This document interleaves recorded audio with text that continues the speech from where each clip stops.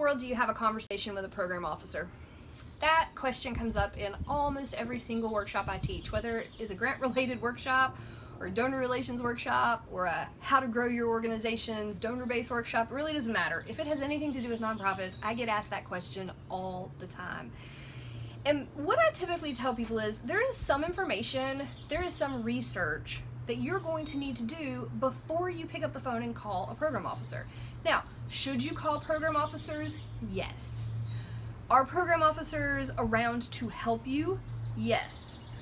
Is it the program officer's job to be the liaison between the board and the potential organizations that they are going to fund? Yes. Does every program officer have endless amounts of time to spend with you? No. Which means you need to do your due diligence before you pick up the phone or before you start composing that email with a 10-question list, and make sure that you've answered as many of the questions you have as possible first. What kinds of questions do you think you might want to ask a program officer? If you haven't started writing grants yet, you're not going to know a lot of these. You're going to kind of learn it as you go, but I'll give you some of the basics. If you cannot find in any of your research a suggested amount for a first-time donor or for the type of project you're asking for that amount to ask, you want to get an idea from the program officer of how much would you suggest we apply for, okay? Maybe they can't tell you. Maybe they're going to say, ask for what you need, which happens more often than you'd think. Maybe they're going to say, we really don't give out more than $35,000 for first-time gifts, right? After that, you can apply for up to $65,000. Maybe they don't have that information on their website. Most of the time they will, but if they don't and you can't find it, then that might be an appropriate question to ask.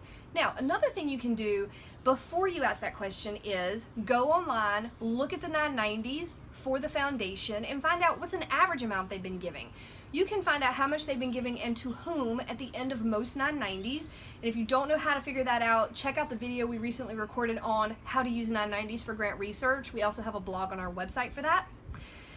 Find out what they've been giving. You know, if they're typically giving out $10,000 or $15,000, don't call and ask them for $75,000. That doesn't make sense. Do your homework initially before you ask that question. If you've done your homework well, you might say, we have a $50,000 project. I see that you have funded similar organizations or similar projects at $15,000 for the past 2 or 3 years. Does that seem like an appropriate amount to ask for, right? And then maybe they'll tell you it is or it isn't, but at least you've done enough homework to offer that during the conversation and not assume they're just going to tell you or that you didn't, need to look it up. Another thing you might want to ask is, if they don't say it anywhere in their guidelines on their website or in the instruction packet you get, when will the funds be in hand should we be selected for funding? Okay, should we be so lucky as to receive a grant from you guys? We see that the grant is due September 1st and that your board meets quarterly. So could you give me an idea of when the board will meet, when those will be reviewed, and when folks will know something? Because we're planning to start this project November 1st, and we just want to make sure that we might have the dollars in hand should we be selected, right? Because if the dollars aren't going to be in hand for you to start, then you have to say, if we get the dollars in hand after we start, are they okay with us retroactively paying ourselves for things we've already done? Or can we only use the dollars that we get from the date we get them and we can't pay for any previously incurred expenses? That's a great piece to have. Do they want to do a site visit beforehand? Should you be inviting them to come out? That might be a great question to ask. If there is a question that you need clarification on in the application, like they ask give you a good example. Marie and I are working on a grant right now for a hospital system. And the foundation that we're working with is a really large foundation. They have the capacity to make huge gifts. Well, one of their questions is asking about the number of people served, right? And so the question is, are they wanting that information for the department we're writing the grant for the hospital as a whole? And those are two very different numbers. I don't want to assume that I have guessed correctly. I want to email or call them and say, hey, so you know that this is coming from the hospital. You also know it's for a particular department. How would you prefer that we answer that question? That way we're consistent and we don't waste our time. We're not out gathering a bunch of data that we're gonna then have to turn around and change because we guessed wrong, right? I don't ever want to guess. Sometimes foundations will ask questions about board board members, right? I had a foundation ask once for board member, city of residence, title, and address, mailing address for that board member. And I had to call the foundation and say, I'm really comfortable giving you the board members' names and titles and city of residence, but we don't share the information of our board members.